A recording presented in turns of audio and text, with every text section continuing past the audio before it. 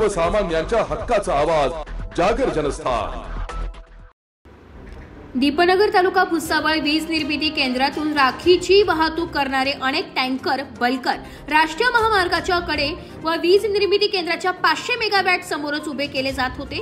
मात्र वाहनधारकांची दखल घेत महामार्ग पोलीस विभागाकडून दीपनगर जवळ अवैध बल्कर पार्किंगवरती मोठ्या प्रमाणात कारवाई करण्यात आली होती।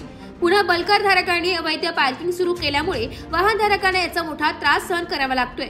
बल्कर चालकांना व ठेकेदारांना आशीर्वाद कुणाचा अशी चर्चा सुरू आहे। इतकेच नव्हे तर 500 गेटवरती गाडी सोडण्याच्या कारणावरून सुरक्षा रक्षक आणि राख व्यावसायिकांमध्ये मोठ्या प्रमाणात वादविवाद होता।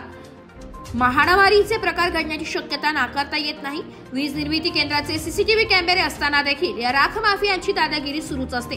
त्यामुळे पोलीस प्रशासनाने याकडे लक्ष केंद्रित करून या राख व्यावसायिकांमध्ये कायद्याचा वचक राहणे गरजेचे अशी मागणी स्थानिक नागरिकांकडून होत आहे। जागर जनस्थानसाठी प्रतिनिधी सुमित निकम, भुसावळ।